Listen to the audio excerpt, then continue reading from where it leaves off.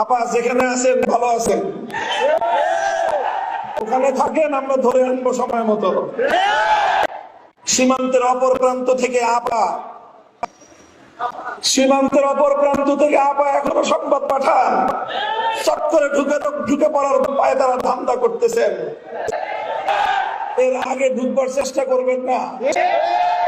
এদেশের মানুষের কবলে পড়লে কত ধানে কত চাল হয় হিসাবটা বুঝে পাবেন। শেখ হাসিনা 50 বছর পর্যন্ত যে রাজনীতি করেছে, আমি বলি তার রাজনীতির অনেক বৈশিষ্ট্য, প্রধান দুটি বৈশিষ্ট্য ছিল। তার 1 নম্বর বৈশিষ্ট্য, শেখ হাসিনার রাজনীতি ছিল প্রতিশোধের রাজনীতি। 75 সালে তার বাবাকে কেন খুন করেছিল মানুষ, কেন অভ্যুত্থান হয়েছিল 15ই আগস্ট, সে কথা তিনি ভুলে গেছেন। 30,000 মায়ের বুক খালি করেছিল বাকশালীরা। বাংলাদেশের মুক্তিযুদ্ধে এত মানুষ মরে নাই, সেই পরিমাণ মানুষ 71 থেকে 75-এর 15ই আগস্ট পর্যন্ত এদেশে হত্যা করা হয়েছে। সেই মানুষের জন্য কোনো মায়া নাই, কোন চোখের অশ্রু নাই, সব চোখের অশ্রু শুধু 15ই আগস্টের জন্য। এই বৈষম্য ভালো না। যে সকল মানুষ নিরীহ নিরপরাধ নারী শিশু 15ই আগস্টে নিহত হয়েছেন, তাদের জন্য আমরা সমবেদনা প্রকাশ করি।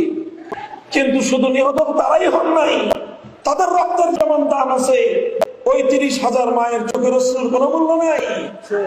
যাদের সন্তানদেরকে, তরতাজা তাগড়া তাগড়া যুবকদেরকে তুলে নিয়ে গিয়ে আপনার বাবা হত্যা করেছিল, সিরাজ শিকদারদের জীবনের কোনো মূল্য ছিল না।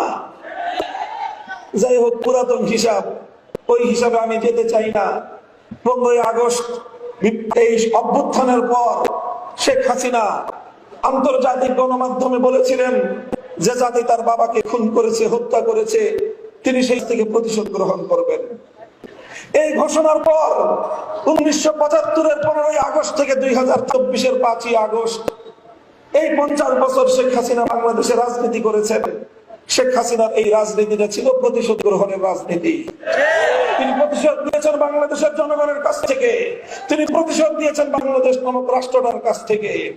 এই দেশটাকে তিনি স্বাধীন রাখতে চান নাই। দেখেন না, কথায় কথায় বলতো বিদ্যুৎ দিয়েছি, বেশি কথা বললে বিদ্যুতের সব সুইচ বন্ধ করে ঘরে বসে থাকবো। বলতেন মোবাইল ফোন দিয়েছে কে? উনি মোবাইল ফোন দিয়েছিলেন, উনি বাংলাদেশে ইন্টারনেট দিয়েছিলেন। সারা পৃথিবীর মানুষ যখন মোবাইল ব্যবহার করে অগ্রসর হয়ে গেছে, বাংলাদেশে নাকি জনগণকে উনি মোবাইল দেন।